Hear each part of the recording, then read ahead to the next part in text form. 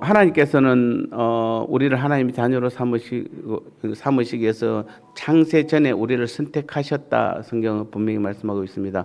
즉 우리를 오늘도 자녀 삼기 위해서 창세 전에 우리를 먼저 선택하셨고, 그리고 지금 부르신 것이죠. 지금. 그래서 우리가 이 말을 우리 민족은 좀 이해하기가 조금은 쉽지 않습니다. 왜냐하면은 부르신 그때가 창세 전부터 지금까지 따진다면 우리는 역사를 가늠할 수가 없습니다. 하나님께서 말씀하신 창세 전이라는 것은, 그리고 창세 이후의 그 시간이라는 것은 우리가 이게 역사적으로나 어떤 과학적으로 증명될 수 있는 사실이 아니기 때문에, 즉 하나님의 일하시면은 우리의 상상을 여러분 제일 가장 쉽게 알 수 있는 것이 뭐냐면은, 밤하늘의 별들이나 저런 걸 보면은 우리가 가끔은 별을 연구해 보면은, 제가 한때는 한동안 별 연구에 빠진 적이 있었는데, 별을 연구하다 보면 머리가 아파서 나중에 포기해야 돼요. 계산이 안 나와요. 저도 여러분 어떤 인터넷이나 어디 누가 문제 푸는 거 이런 게 뜨면은 다른 거 하다가도 그 문제를 꼭 풀고 하거든요. 그러니까 이 공대생들의 특징 중에 하나가 문제 푸는 걸 되게 좋아합니다. 그래서 항상 무슨 수학적인 문제나 나오면은 그런 문제를 꼭 깊이 파고들고 문제 푸는 걸 좋아하는데, 이게 우주 안에 들어가 보면은 이게 머리가 아파서 더 이상 어떻게 할 수가 없어요. 얼마나 광대하고 위대한지 풀 수가 없어요. 근데 그 수많은 우리가 시간을 알 수 없는 어쨌든 하나님의 세계인데, 하나님께서 때로는 50년 전에, 70년 전에, 80년 전에, 90은 없잖아요. 우리 아직 80년 전에 우리를 부르셨잖아요. 창세 전에 선택해놓고 불과 그 사이에 얼마나 많은 시간이 흘렀는지는 아무도 몰라요. 몇십억이 흘렀는지 몇백억 년이 흘렀는지는 아무도 몰라요. 어쨌든 그런데 우리를 딱 타이밍에 맞게 80년 전에, 70년 전에, 60년 전에, 50년 전에 부르셨어요. 그리고 우리를 하나님의 자녀로 삼기 위해서 부르셨는데, 문제는 뭐냐면 불러놓고 보니까 우리가 전부 다 마귀의 자녀인 것이에요. 그런 우리들을 하나님의 자녀로 삼으려고 하나님께서 이미 택해놨기 때문에, 그리고 불렀기 때문에 우리를 하나님의 자녀로 삼는 과정이 필요한데, 그 과정에 죄인인 우리들을 하나님의 자녀로 만들려고 하니까 죄인을 하나님 자녀로 바로 할 수가 없습니다. 그래서 하나님께서 우리에게 믿음을 선물로 주셨어요. 믿음을 선물로 주셔서 선물로 받은 그 믿음을 통해서 우리가 죄인인 것을 깨닫게 되는 것이에요. 그리고 우리가 어떻게 하면 구원을 받을지를 알게 되는 거예요. 그래서 주님을 나의 주인, 나의 하나님으로 고백하게 만드는 것이에요. 그래서 내가 죄인이고 주님만이 나의 구주, 나의 하나님이요, 그리고 주님께서 십자가에 나를 위해서 죽으심으로 내 죄가 사함을 받았고, 주님이 부활을 통해서 내가 다시 살아났고, 그래서 내가 하나님의 자녀가 되었습니다 라는 것을 깨닫게 되고 고백하게 되는 것인데, 이게 다 누가 한 거냐면은 하나님께서 창세전에 선택하셨고 부르신 우리를 하나님의 자녀로 삼는 과정에서 결정적 역할을 한 것이 우리의 고백인데, 이 고백을 할 수 있도록 도와주는 그 역할은 것이 바로 믿음이라는 것이에요. 그래서 믿음은 우리가 노리거나 우리의 능력으로 얻을 수 있는 것이 아니고, 내가 믿음을 가져야지라고 한다고 해서 많은 사람들이 그러잖아요. 이제부터 나도 믿겠습니다라고 하면서 내가 뭔가 새로운 것을 뭔가 믿음으로 뭔가 주님을 믿고 하나님을 새로 믿어서 뭔가 돼보자 하는데, 이게 믿음이라는 그런 수준의 것이 아닙니다. 하나님께서 선물로 주셔야만 우리가 믿음을 가질 수 있고, 또 하나님께서 주신 그 믿음의 선물인 믿음은 우리를 완벽하게 하나님의 자녀로 이끌어 가시는 것이에요. 그래서 우리에게는 가장 축복 중에 축복, 복 중에 가장 큰 복이 하나 있다라면 그것은 바로 믿음을 선물로 받은 것이에요. 우리는 믿음을 다 선물로 받았기 때문에 지금 우리가 이제 그 고백을 하게 되었고, 이제 하나님의 자녀가 된 것이에요. 그래서 하나님의 자녀가 된 이 순간부터 우리는 조금 부족해도, 우리는 좀 연약해도 상관이 없어요. 그러니까 여러분은 가끔 이런 생각하시죠. 나는 수요예배도 나오고 새벽기도도 나오고 금요기도도 나오고, 나는 주일도 예배 온전히 열심히 드리고, 주님의 일이라면, 교회 일이라면 나는 모든 것에 열심을 다했고, 한 사람 저 사람 보니까 주일에 한 번밖에 꼴랑 안 나오는데 저 사람과 나하고는 비교해봐도 나중에 상급으로 따져도 내가 훨씬 더 클 거야. 그러다가 목사님을 보니까 목사님은 나보다 더 큰 것 같아. 그래서 내가 목사님까지는 안 되더라도 그래도 내가 저 집사보다 저 권사보다는 내가 나아 라고 할지 모르지만은, 여러분, 우리가 믿음이 우리에게 준 선물에 보면은 그게 죄사함이 있고 구원이 있고 영생이 있고 하나님의 자녀가 있고 또 천국이 있고 뭐 하나님 나라 유업이 있고 그다음에 우리가 교회가 된 것이 있고 이런 것들은 인간의 노력으로 절대 가질 수 없는 것이잖아요. 내가 뭔가 대가를 치른다고 해서 얻을 수 있는 그 중에 한 가지도 없어요. 여러분, 아무리 여러분 죽을 죄인이 사형 선고를 받은 사람이 아무리 사회봉사 열심히 충성하고 자기 재산을 다 내놔도 사형은 사형이에요. 자기 스스로가 그 죄를 어떻게 해결할 수가 없는 것이에요. 우리가 어떻게 해서 영원한 생명을 얻을 수 있습니까? 인간은 어느 누구도 영원한 생명을 얻을 수 없습니다. 그러니까 우리의 노력으로나 우리의 대가를 치러서 얻을 수 없는 것들을 우리는 다 얻고 있는 우리가 내가 조금 더 노력 많이 했다고 해서 내가 이 땅에 좀 봉사 많이 했다고 해서 내가 예배 좀 많이 드렸다고 해서 내가 헌금 좀 많이 했다고 해서 나는 저 사람보다 이게 정말 얼마나 여러분 유치한 일인지 아시죠? 얼마나 유치한 건지 알아야 돼요. 우리는 하나님 믿음의 단계에 들어가면 그래요. 믿음. 자, 아까 제가 믿음을 이제 하나님께 선물로 주셨다고 그랬습니다. 그래서 믿음을 선물로 받은 이제 진짜 여러분 정말 믿음을 선물로 받았다는 것을 인정한다면은 그 믿음의 관점에서 보면은 우리의 이 땅에서의 노력이나 수고는 아무것도 아니에요. 네가 잘난 도토리 키재기도 아니에요. 그거보다 더 말도 안 되는 것들이에요. 그러니까 여러분 우리는 뭐 하는 것이다 그냥 내가 네보다 높니, 네가 나보다 높니, 뭐 시기하고 교회에서 질투하고, 이런 거는 정말 믿음을 가진 선물로 받은 사람이 해야 할 일은 아니에요. 우리는 뭐 해야 되는 것입니까? 예. 그래서 제가 계속해서 우리가 이 수요 예배 나온 여러분들은 계속해서 그 말을 했을 것입니다. 들었을 것입니다. 믿음을 하나님께서 선물로 주신 이유 첫 번째는 우리를 구원하기 위해서. 예. 그래서 우리를 구원했습니다. 그리고 두 번째는 뭐죠? 하나님의 일에 동참하기 위해서. 하나님 나라 일을 할 때 그 일에 동참하려고 그러면 믿음이 그 일을 우리를 이끌어 가셔야 되는 것이에요.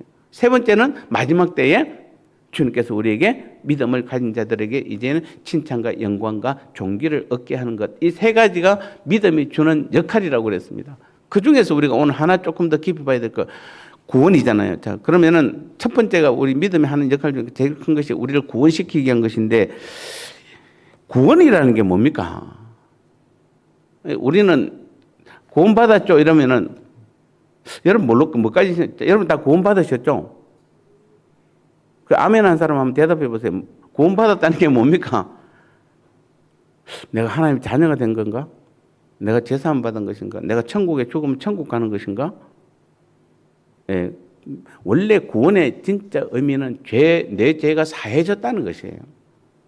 왜냐하면 모든 것이 내 죄 때문에 내가 이 마귀의 자녀가 되었고 영원한 지옥의 그런 영원히 죽을 운명에 처했던 죄잖아요. 원래 여러분 보세요. 에덴 동산에서 선악과를 따먹기 전에 어떻습니까? 그때의 인간은 어떻죠? 뭐 거기서 아픔이 있었습니까? 아니면 고통이 있었습니까? 아니면 죽음이 있었습니까? 없었습니다. 죄가 없었어요. 근데 선악과를 따먹으러 죄가 들어왔잖아요. 그래서 구원이라는 것은 무엇이다? 여러분 구원받았죠? 그러면 그 구원파들이 뭐 이렇게 뭐 저렇게 따지면 그런 데 넘어가면 구원이라는 뜻은 내 죄가 사해졌다는 것이에요. 그럼 모든 것이 끝나요.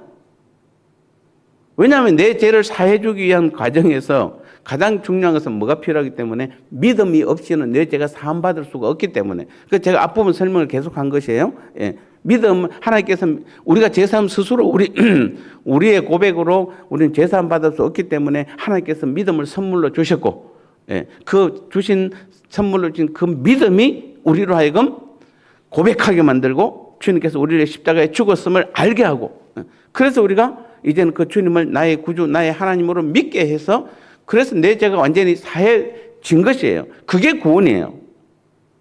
아니 구원을 다른 길로 자꾸 갖다 붙이면 안 돼요. 구원받았다는 건 무엇이죠? 내 죄가 사함받았다는 것이에요. 그 이치감도 거의 하도 아니에요. 왜냐하면 내 죄가 사함받으면 모든 것이 다 해결되기 때문에. 쉽게 말하면 선악과를 따먹기 전에 에덴 동산의 원 상태 아담과 하와의 상태로 돌아가는 것이기 때문에. 그래서 우리는 다른 말이 필요 없어요. 구원받았다는 건 무슨 말이죠? 우리의 죄가 사해졌다는 것입니다. 자, 죄의 본질이 무엇입니까? 이제 조금 어려운 단어. 계속 썼던 말이 있어요. 죄의 본질은 무엇이죠? 하나님이 주인된 삶이 아니라 누가? 내가 예.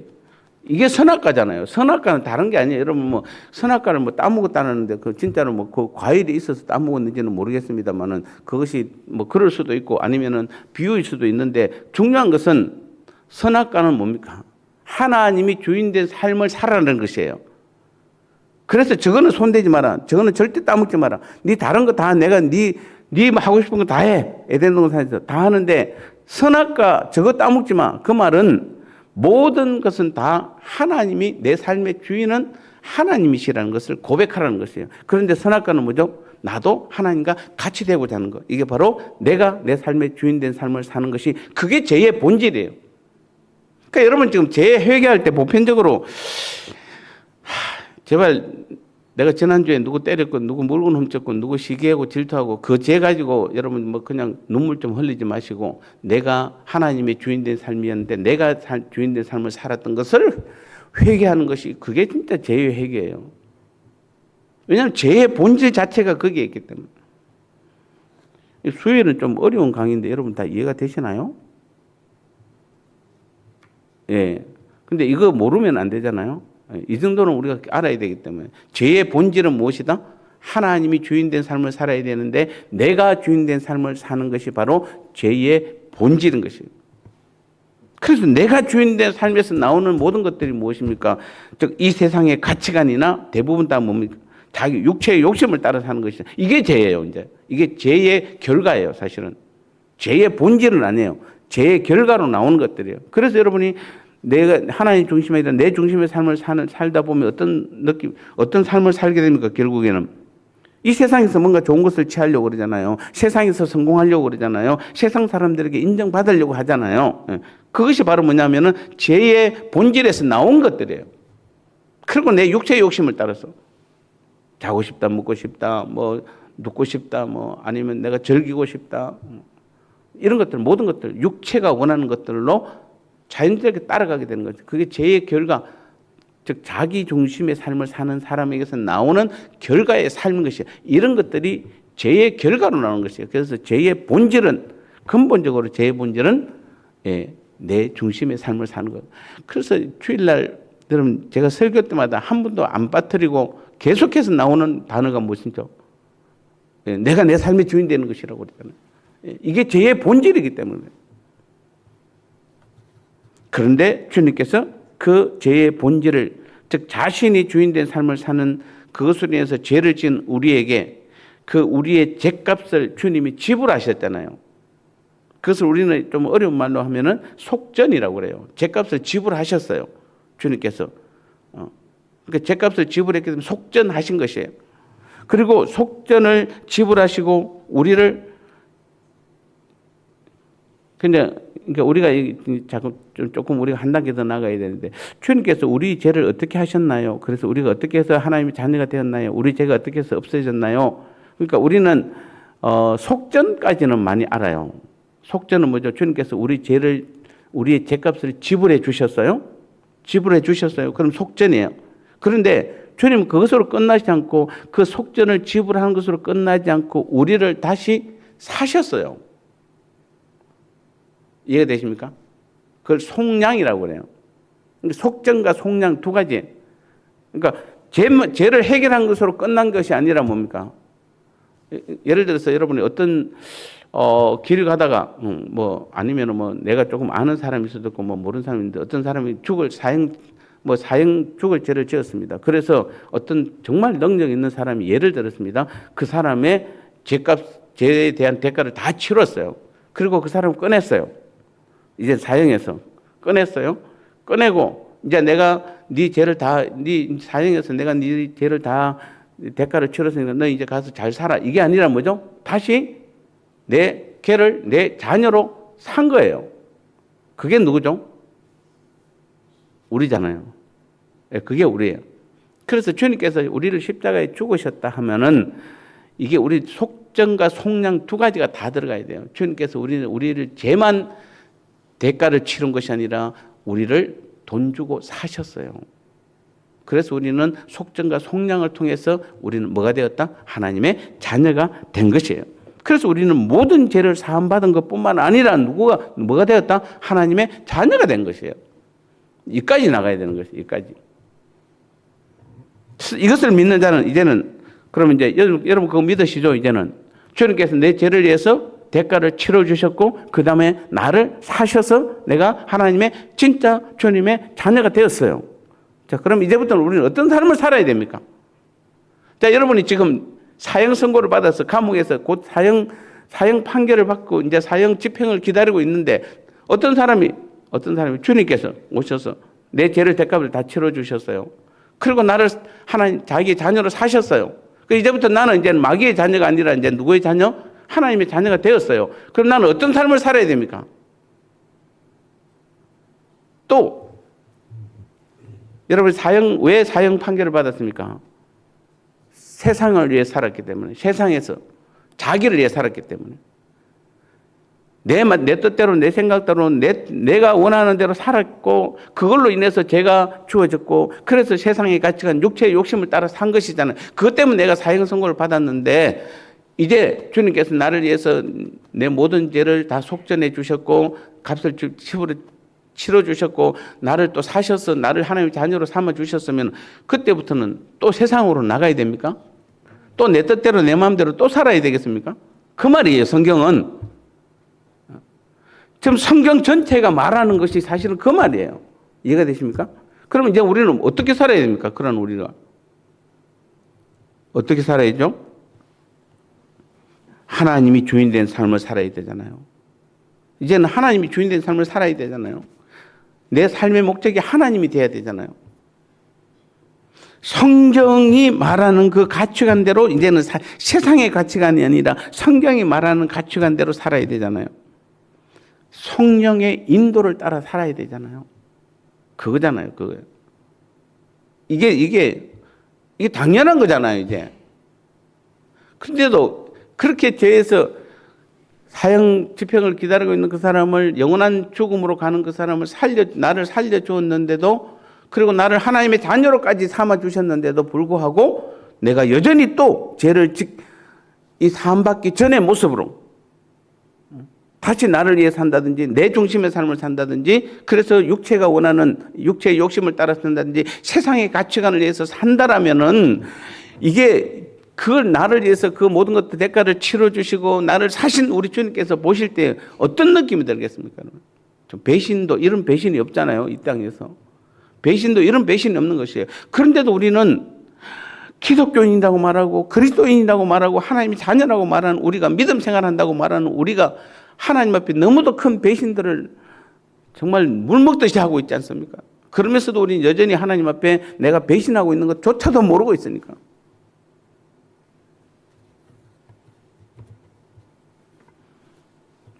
그래서 첫 번째 아까 제가 구원을 얘기했잖아요. 구원의 첫 번째 의미는 우리 죄가 사해졌다는 것이 구원이에요. 그리고 굳이 두 번째 당연히 구원받았습니까? 예, 구원받았습니다. 라고 말한다면은 새로운 피조물이 되었다는 것이에요. 내가 구원받았다고 예, 아멘. 당신 구원받았습니까? 아멘. 그럼 뭘로 증거됩니까? 내가 새로운 피조물이 되었잖아요. 라고 말할 수 있어야 되는 것이에요. 새로운 피조물이라는 것은 무엇입니까?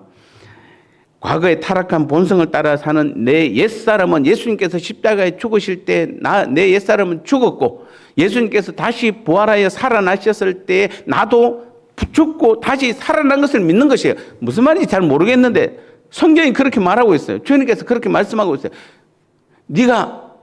우리는 이 십자가의 죽음에 대한 것을 잘 모릅니다. 우리는 솔직하게. 또 내가 죽었다는데 내가 무슨 죽기는 뭘 죽어. 근데 여러분 내가 옛사람인 내 세상을 따라 살던 내 옛사람, 나 중심의 삶을 살던 내 옛사람이 죽지 않으면은 부활의 새 생명이 우리에게 나타나기 어려워요. 죽어야 사실은 온전히 나타나거든요. 그러니까 우리는 뭔가 내가 죽으면 천국 가는 것 정도만 지금 머릿속에 있고 매일 삶 가운데서 그 복된 영광의 삶을 우리는 잘 못 살아가고 있는 것이에요.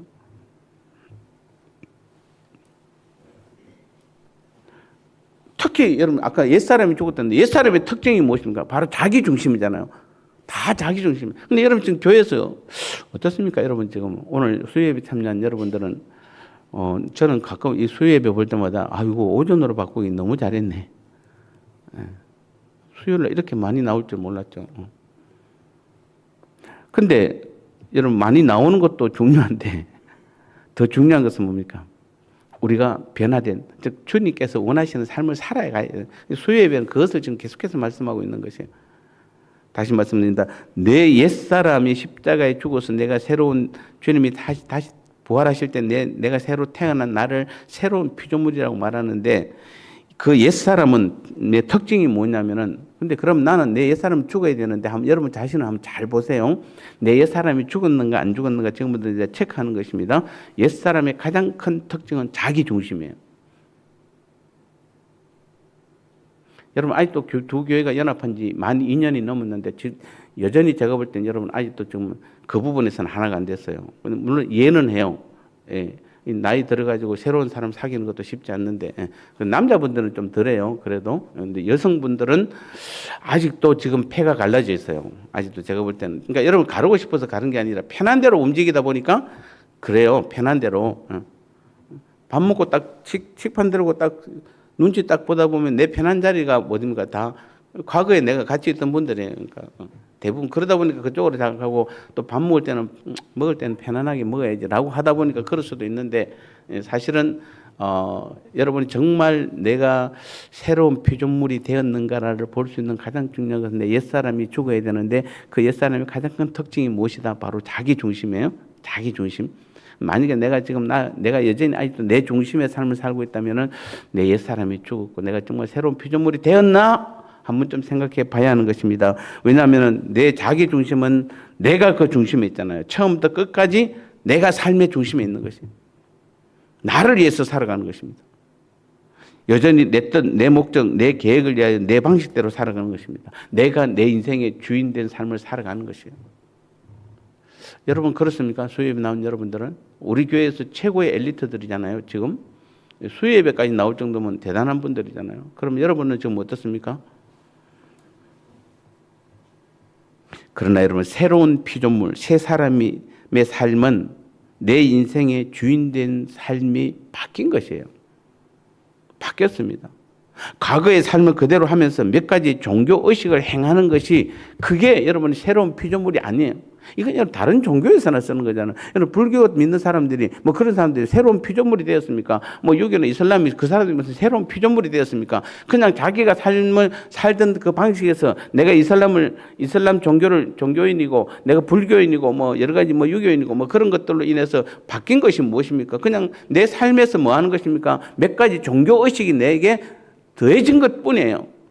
그 시간에 내가 세상에 있지 아니하고 종교의식 행하러 가서, 그래서 압사당해갖고, 뭐, 지난주, 2주 전에도 이슬람에서 죽지만은 또 어제는 힌두교에서 또 그렇게, 그렇게 그런 열심으로, 정말 주님을 믿었으면은 우리는, 여러분 같으면은, 만약에 우리 요번에 8월 1일 날, 가장 더운 날, 모든 사람이 휴가 가는 그날, 우리 평원교회 성도님들은 2박 3일 동안 저 운동장에서 땡볕에서 우리는 특수 훈련을 하도록 하겠습니다. 이제 주님을 믿는, 그래서 우리는 정말 우리가 기도를 하려면 제대로 해야지라고 말하면서 방석 하나씩 다 들고 저 어디 학교로 오세요. 그래갖고 운동장에서 여러분이 아침부터 저녁까지 그냥 기도만 하고, 그 땡볕에서 만약 기도하라고 그러면은 그 끝까지 기도하고 1시간 기도하고 있을 사람이 있겠습니까? 기도 못하죠. 여러분 같으면은. 그렇게 할 필요도 없어요. 기독교는 그런 종교가 아니에요. 근데 여러분 그 메카라는 곳, 사우디 메카까지 그냥 그 수많은 사람이, 그게 이 종교적 행위잖아요. 마치 그렇게 하면 내가 뭐 한 것처럼, 믿음이 좋은 사람처럼 보이게 해서, 또 그렇게 안 하면은 마치 내가 섬기는 그 신이 나를 가만히 안 둘 것 같아. 그래서 대부분 축복 아니면 두려움 둘 중에 하나예요. 근데 우리가 믿는 하나님은 그런 하나님이 아니세요. 우리는 다시 말씀드립니다. 우리가 새로운 피조물이 되었는가 안 되었는가는 내가 사는 옛사람의 그 삶의 방식, 내 중심의 삶, 내가 원하는 삶을 살면서 단순히 수요예배 나오고 금요기도에 나오고 주일날 나오는 종교 행위를 플러스했다고 해서 그 사람이 새로운 피조물이 된 것이 아니에요. 내 옛사람은 죽고 완전히 새로운 삶을 살아야 되는 것이에요. 마치 이런 겁니다. 누에 꽃이 하고, 그 누에 꽃이가 되고 나면 그 전에 그 다음에 뭐가 됩니까? 나방으로 바뀌죠. 근데 누에 꽃이하고 나방은 누에는 못 날잖아요. 예, 누에는 못 날아요. 그냥 주는 대로 뽕잎만 주는 대로 먹고 실만 빼는데 나방은 날아다녀요. 그러니까 누에 꽃의 삶은 그냥 매일같이 눈만 뜨면 먹는다. 그 애들 얼마나 많이 먹는 거 아시죠? 아침, 아이고, 정말 지금도 생각해보면 뽕나무 여러분 잘못 건들면은 그 벌레가 있어요. 톡 쏘는 거. 그 아침에 아침부터 뽕나무 잘라 오라고 그러면, 초등학생, 아무리 아들이라도 초등학생밖에 안 됐는데 그 아들을 아침부터 일찍 눈 깨서 뽕나무 잘라 오라고 그러면 뽕밭에 가서 자르다 보면 눈탱이 반탱이 될 때가 많아요. 그거 쏘이면은 눈이 다 퉁퉁 붓잖아요. 예, 또 뭐 뽕따 먹다가도 또 눈탱이 반탱이 되고 그랬는데 어쨌든 그거 갖다 주면은 얼마나 잘 먹는지 몰라요. 하루에 몇 번씩 줘야 돼요. 누에는 그래요. 오직 그냥 앉아서 그 자리에서 먹고 그냥 자라는 것밖에 없어요. 근데 나방은 어떻습니까? 날아다녀요. 전혀 다른 삶이에요. 같은 누에인데도 누에 꽃이와 나방은 전혀 다른 삶이에요. 같은 난데 여러분 예수 믿기 전에 마귀의 자녀와 즉 옛사람의 성품을 가진 나와 새 사람의 성품, 새로운 피조물 된 나는 완전히 다른 삶이에요. 근데 여러분 대부분 다 어떻습니까? 완전히 다른 삶입니까? 아니면은 내 삶에서 플러스 종교 행위가 들어가서 내가 그래서 누가 봐도 성경책을 끼고 다녀. 주일날 교회가 어떤 날은 금요일이라고 교회가 어떤 날은 수요일이라고 어떤 날은 새벽에도 가. 그래서 보니까 누가 봐도 저 사람은 기독교인이야 라는 것으로 끝내서는 안 되는 것이에요. 내 옛사람이 완전히 죽고 즉 예수 믿기 전에 내 삶이 누이의 삶이라면 예수 믿은 이후의 삶은 나방의 삶으로 완전히 바뀌어야 되는 것이에요. 삶이 완전히 바뀌어야 돼요. 내가 주인이 아니라 누가 주인 된 삶? 주님이 주인 된 삶이 돼야 되는 것이에요. 내 뜻이 아니라 누구의 뜻대로 살아야 됩니까? 하나님의 뜻대로 사는 것이에요. 내 목적이 아니라 누구의 목적을 위해서 하나님의 목적을 위해서 사는 삶이 돼야 되는 것이에요. 하나님의 목적이 무엇입니까? 이 땅에 우리를 구원했고 우리를 제사했고 구원시켰고 영원한 생명을 주셨고 하나님 나라 천국을 허락해 주셨고 하나님의 자녀가 되게 만들어 놨기 때문에 그런 우리들을 통해서 이 땅에서 우리의 매일매일의 우리를 향해서 하나님의 삶, 하나님의 목적이 뭡니까? 하나님의 뜻은 무엇이죠? 우리로 하여금 이 땅에서 하나님 나라의 일을 하자는 것이잖아요. 하나님과 함께 그 일을 하자는 것이에요. 그 일에 쓰임받는 것이 우리의 일이에요. 우리의 삶의 목적이 돼야 돼요. 어떤 사람은 그렇습니다. 아이고, 목사님, 나 지금 이 나이 되도록 내가 믿음 생활을 열심히 한 것 같은데 내가 아무것도 해놓은 게 없어요. 남들은 그래도 돈도 좀 모아놓은 것 같고 자녀도 잘 된 것 같고 뭔가 비교해 보니까 뭐 가정도 화목한 것 같고 그래서 나는 근데 그에 비하면 나는 아무것도 한 것이 없어요 라고 말하면 이건 지금 세상의 기준으로 다 보고 있는 것이에요. 여전히 누가 뭐래도 내가 정말 매일매일 내 삶의 목적이 아니라 사실은 여러분 하나님 목적대로 살다 보면은 조금 안 맞아요. 어제도 우리가 이 목사님들 8명이 그래서 이 포럼에서 대화를 나누면서 어제는 카페에서 대화를 나눴습니다. 나누면서 이런 이야기를 해봤습니다. 거기는 8명 중에서 거의 6명 정도는 교회가 상가 교회들이에요. 다 남의 건물에. 그러니까 어떻습니까? 그분들이 지금 보니까 연금도 안 들었어.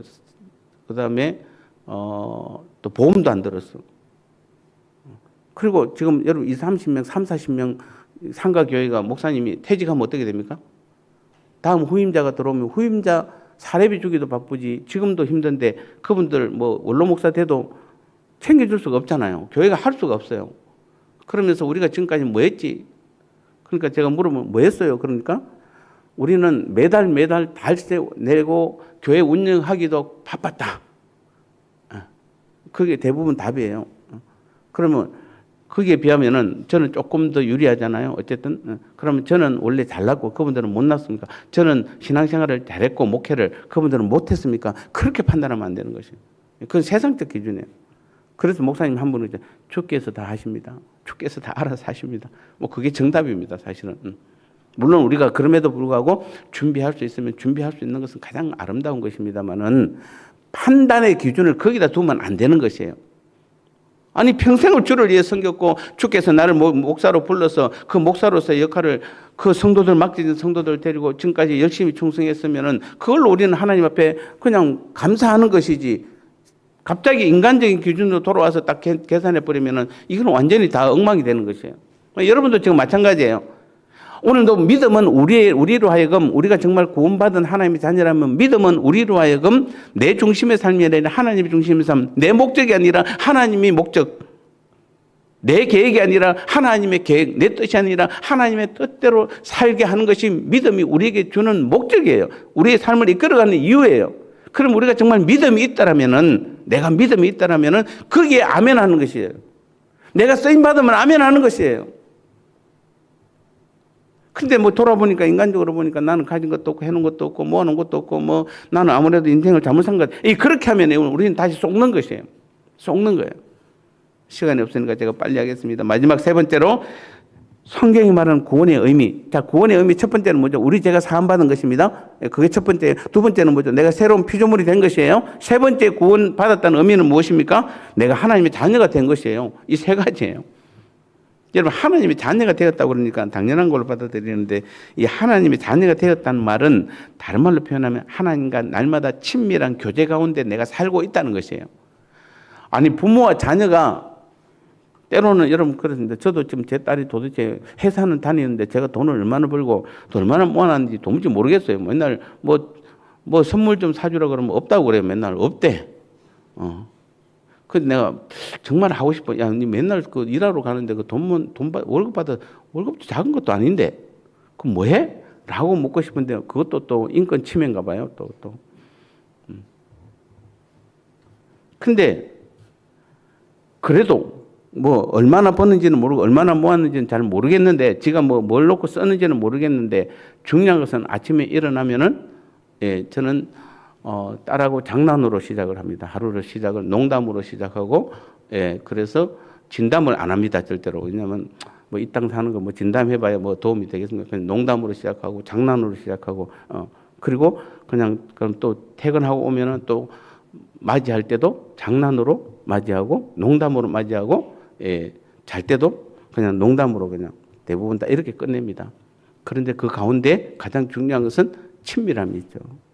부모와 자녀 간의 친밀함이 있습니다. 뭐 심각한 이야기가 없어요. 근데 친밀한. 하나님과 우리가 하나님의 자녀가 되었다는 것의 가장 큰 의미는 친밀함이에요. 여러분, 하나님이 두려운 존재가 되면 안 돼요. 친밀해야 돼요.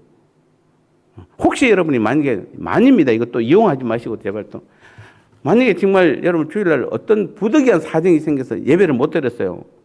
정말 부득이한 상황, 내가 의도치 않게 의도한 거 말고 어떻게 하다 보니까 부득이한 상황이 생겼고 어찌할 수 없는 상황이 생겨서 주의를 못 지키면은 여러분 한 주일 내내 그냥 혹시 하나님이 뒤에서 길 가는데 뒤에서 내 뒤통수 때리지 않을까 뭐 이런 생각하면 안 됩니다. 하나님은 그거하고 아무 상관이 없으세요. 하나님은 나를 친밀한 하나님의 아들로 자녀로 생각하는 것이에요.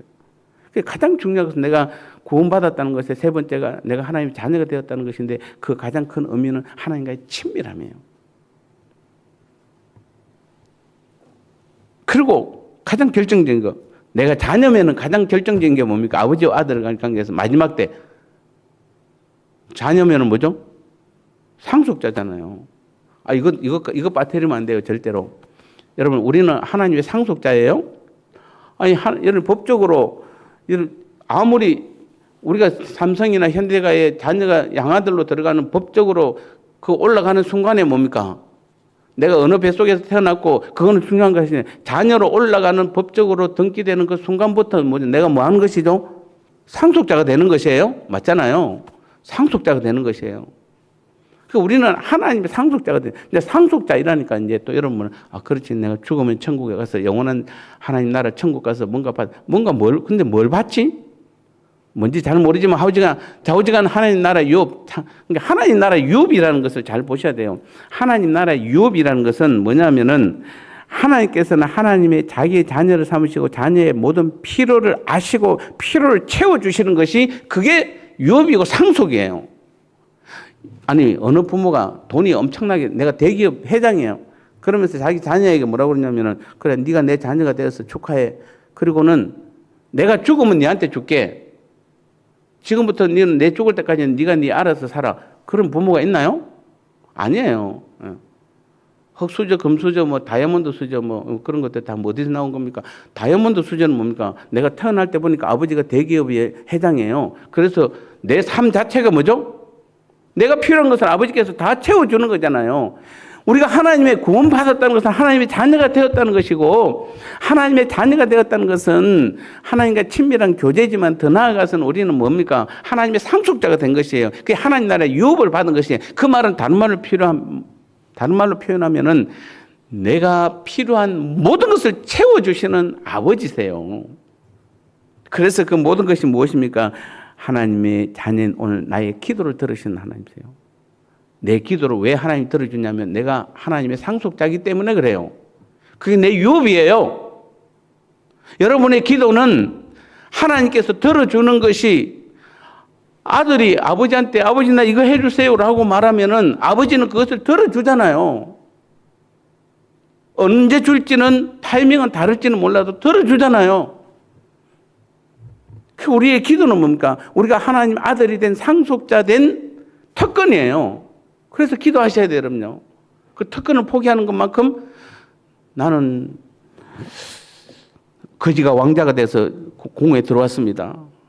그래서 원래 거지로 살던 삶이 편하긴 하겠죠. 그런데 공에 들어서 나는 왕자인데도 불구하고 여전히 왕자로서의 누리지 않고 맨날 그냥 눈만 뜨면 바깥으로 몰려 나가가지고 바깥에서 그냥 얻어먹고 살고 또 들어와서 그냥 와서 또 왕자 역할 하다가 내일 아침 되면 또 바깥에 나가서 깡통 하나 들고 다니면서 밥 좀 주세요, 밥 좀 주세요. 그리고 깡통 들고 노는 사람들하고 같이 놀고 있고, 그게 지금 말이 됩니까, 여러분요? 우리의 기도라는 것은 기도는 우리에게 있어서 하나님의 자녀의 상속의 유업의 큰 특징이에요. 기도하셔야 돼요. 그래야 받죠. 뭐 기도가 무슨 일입니까? 뭐 여러분 뭐 남을 위한 것입니까? 기도하라는 굳이 제가 말 표현할게 헬라어 기도는 기도하라는 것은 동사입니다. 동사인데 거기 보면은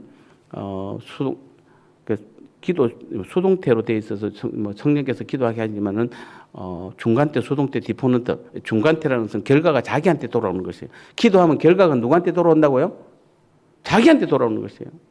그래서 디포넌트 몸에서 버리고 최선을 다하라. 의심을 버리고 최선을 다해서 기도하라는 것이에요. 중간태예요. 기도하라는 중간태예요. 결과가 반드시 나한테 돌아오는 것이에요. 기도하셔야 돼요. 내 유업이에요. 그리고 하나님께서 우리를 자녀 삼으신 유업의 상속의 큰 특징은 자녀들이 오늘 우리의 삶을 주관하셔서 모든 일이 합력하여 선을 이루게 하시는 것이 그게 하나님께서 자녀를 통해서 하신 일이세요.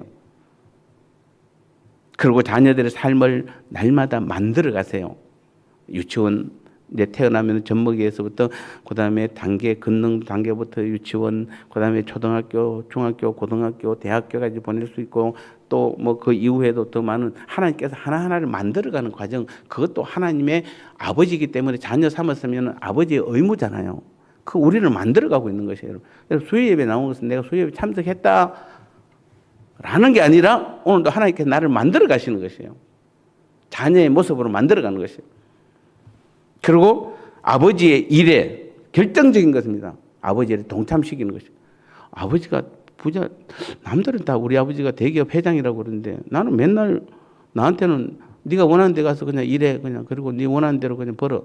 우리 회사가 저렇게 큰 회사인데 내가 저기 가서 아버지하고 일하면 훨씬 좋을 텐데 왜 아버지는 나를 안 써주지? 이게 지금 말이 됩니까, 이거 지금? 하나님은 오늘도 하나님 우리를 자녀 삼았으면은 구원 얻었고 우리가 자녀가 되었으면은 하나님 나라의 일에 우리를 동참시키기 원하세요. 그래서 우리는 그 일에 동참하는 것이에요. 쓰임 받는 것이에요. 그래서 그런 자녀에게 열방을 유업으로 줄 수 있어요. 그래서 우리는 전도하셔야 돼요. 그런 우리에게 열방을 유업으로 주셨어요. 세계 모든 나라, 모든 백성들을 우리에게 주셨어요. 그 중에는 구원받은 자도 있지만 아직 구원받아야 될 대상들도 많은 것이에요. 그런 사람들을 우리는 내 걸로 주셨기 때문에 그래서 나를 통해서 구원받을 자들이 정해져 있는 것이에요. 그런 사람은 반드시 우리는 구원시켜야 돼요. 구원은 하나님이 하시지만 그 일에 내가 쓰임 받는 것이에요. 그래서 우리는 매일매일 이 일을 하셔야 돼요. 근데 뭐 여러분 전도 손놓은 지 지금 10년 넘었죠. 5년, 10년 다 넘었죠. 여러분 5년 안에 지금 전도하신 분, 세신자 한 분 전도하신 분, 이게 정말 교회에서 이거 심각합니다. 1년도 아니고 6개월도 아니고 5년 안에 전도하신 분, 10년 안에 지난 10년 동안 전도하신 분, 이게 지금 무슨 자녀입니까, 여러분요? 결론입니다. 오늘 하나님께서 우리에게 믿음을 선물로 주신 이유가 바로 우리의 구원을 영생을 위하여 주셨다면은 이제 우리는 그 믿음의 삶을 어떻게 살아야 될지 그것을 고민해야 되는데 그건 다음 시간부터 또 고민을 우리가 자 그렇다면 우리는 다음 주부터는 또 어떤 삶을 사는 것이 진짜 믿음의 삶인가, 믿음이 이끄시는 삶인가를 우리가 함께 나누는 그러한 시간 갖도록 하겠습니다. 오늘 우리는 제가 서두를 다루었습니다. 실제로 본문을 들어간 것이 아니고 구원에 대해서 조금 다루다 보니까 구원 세 가지 다루다 보니까 시간이 다 가버렸습니다. 여러분 구원 받았다는 것은 많은 것이다. 우리가 죄사함 받았다는 것이고 새로운 피조물이 되었다는 것이고 하나님의 자녀가 되었다는 이 세 가지가 이미 우리에게 다 이루어졌습니다. 그래서 우리는 누가 물어도 나는 구원 받았다라고 확신 있게 대답하는 줄 믿습니다. 하나님 아버지 감사합니다.